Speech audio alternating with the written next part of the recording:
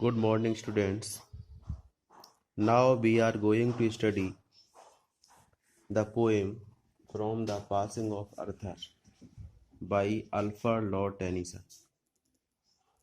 This poem is a part of a longer poem, Marty D. Arthur. In this poem, King Arthur is going to some unknown island with his three queens. His faithful knight Bedivere is standing near him. He is very sad. The king consoles him by saying that, and slowly answered Arthur from the bark, the old order changeth, yielding place to new. Raja Arthur अपने मंत्री बेडेवर को समझाते हुए कहता है, धीरे से उत्तर देता है, अपनी नाव से, जिस नाव में बैठकर वह अज्ञात द्वीप के लिए जा रहा है, अपने मंत्री को समझाते हुए कहता है कि पुराना नियम, पुरानी व्यवस्था चेंजेथ बदल जाती है, yielding place to new, yielding होता है गिविंग प्लेस टू न्यू, नए को स्थान देकर। पुरानी व्यवस्था जो भी होती है वो बदलती है और उसके स्थान पर नई व्यवस्था आती है। अर्थात कवि कहना चाहता है कि change is the law of nature, परिवर्तन प्रकृति का नियम है। God fulfils himself in many ways, ईश्वर बहुत सारे तरीकों से अपनी इच्छा को पूर्ण करता है। फुलफिल्स मीन्स पूर्ण करता है, हिमसेल्फ मीन्स हिज डिजायर्स, अपनी इच्छा को। लेस्ट कहीं ऐसा ना हो, इसलिए करता है क्योंकि कहीं ऐसा ना हो कि one good custom should corrupt the world, एक अच्छी रीति रिवाज संसार को भ्रष्ट ना बना दे। इसलिए ईश्वर उस पुरानी व्यवस्था को बदलता है और उसके स्थान पर नई व्यवस्था को लाता है। आगे राजा कहता है, कंफर्ट दाई सेल्फ, तुम अपने अंदर धैर्य रखो। कंफर्ट भी धैर्य रखो, दाई सेल्फ भी अपने अंदर। बाट कंफर्ट इज इन मी, अब मैं तुम्हें क्या धैर्य दे सकता हूं। अर्थात I can not console you, you have to console yourself, आपको अपने आप को सांत्वना देना है, मैं आपको कोई सांत्वना नहीं दे सकता। I have lived my life, मैंने अपना जीवन जी लिया है। And which I have done, और जो कुछ भी मैंने किया है, अर्थात लाइफ में, जीवन में मैंने जो कुछ भी किया है, may he within himself make pure, मुझे उम्मीद है कि ईश्वर मेरी गलतियों को माफ करेगा, मुझे माफ करेगा मेरी गलतियों के लिए। बट लेकिन दाऊ, तुम, अर्थात तुम, आप, इफ दाऊ शुडेस्ट नेवर सी,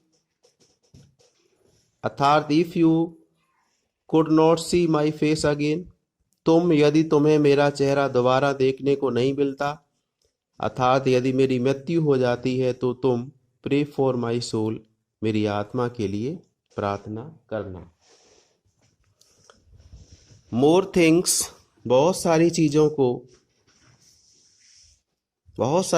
को रोट बाई प्रेयर, प्रार्थना के द्वारा पूरा किया जा सकता है। Then this world dream of, इस संसार में जो सोच से परे है। दिस वर्ल्ड ड्रीम ऑफ से मतलब है सोच से परे संसार, वह संसार जिसमें हमने सोचा भी नहीं है, हमारी सोच से परे है। इस दुनिया में बहुत सारी चीजें ऐसी हैं जिनको कि हम प्रेयर के द्वारा पूरा कर सकते हैं। वेयरफॉर, इसलिए, let thy voice rise like a fountain for me night and day, इसलिए तू फुब्बारे की तरह लगातार मेरी आत्मा के लिए प्रार्थना करना। फॉर, क्योंकि, वाट आर मिन बेटर, क्या वो लोग अच्छे हैं, देन शीप और गोट, भेड़ों और बकरियों से। क्या वे लोग भेड़ों और बकरियों से अच्छे हैं? That nourish a blind life, जो एक बिलांड लाइफ को जीते हैं। बिलांड लाइफ से मतलब है आध्यात्मिकता से शून्य जीवन। ऐसा जीवन जिसमें कोई आध्यात्मिकता नहीं है, उस जीवन को बिलांड लाइफ उसने कहा है। वह कहता है कि वह जीवन बिलांड लाइफ है जो बिलांड लाइफ को जीते हैं। ऐसे लोग भेड़ों और बकरियों के बराबर हैं जो आध्यात्मिकता की दृष्टि से अंधे हैं, जो आध्यात्मिकता की दृष्टि से शून्य हैं। ऐसे लोग भेड़ों और बकरियों के समान हैं, इनसे अच्छे नहीं है, अर्थात इन्हीं के बराबर है।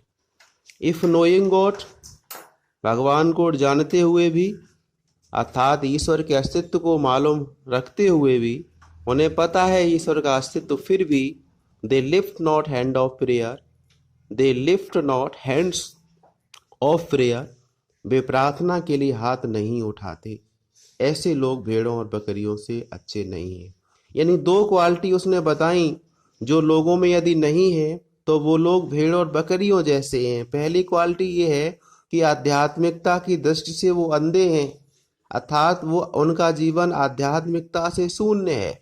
दूसरा, ईश्वर के अस्तित्व को जानते हुए भी उसकी प्रेयर के लिए, उसकी प्रार्थना के लिए हाथ नहीं उठाते। ऐसी दो क्वालिटी रखने वाले लोग कवि के अनुसार जानवरों के समान हैं। बोथ आर देमसेल्फ, अपने लिए भी हाथ नहीं उठाते। दोज हु कॉल देम, और उनके लिए भी नहीं उठाते जिनको वह अपना मित्र बताते। अर्थात अपने लिए और अपने मित्रों के लिए ईश्वर की प्रार्थना नहीं करते। आध्यात्मिकता से अंधे हैं, जिनके अंदर आध्यात्मिकता नहीं है। ऐसे लोग भेड़ों और बकरियों के बराबर हैं। फॉर, क्योंकि the whole round earth is every way bound by gold chains about the feet of God. So इसलिए द होल राउंड अर्थ, ये संपूर्ण गोल पृथ्वी यानी पूरी धरती, इज एवरी वे हर तरह से, बाउंड बंधी है, बाई गोल्ड चेन्स सोने की जंजीर में, about the feet of God ईश्वर के पैर में बंधी हुई। ईश्वर के पैर में बंधी जंजीर में सारा संसार बंधा है, अर्थात सारी दुनिया, सारा संसार, पूरा ब्रह्मांड ईश्वर से जुड़ा है। कोई भी व्यक्ति ईश्वर से अलग नहीं है। इसलिए हमें ईश्वर की प्रार्थना अवश्य करनी चाहिए। दुनिया में बहुत सारे ऐसे काम हैं जो प्रार्थना के द्वारा ही पूरे किए जा सकते हैं। इस प्रकार से वह राजा अपने मंत्री को समझाता है और समझाने के बाद कहता है, नाउ फेयरवेल, अब मुझे आप विदा करें।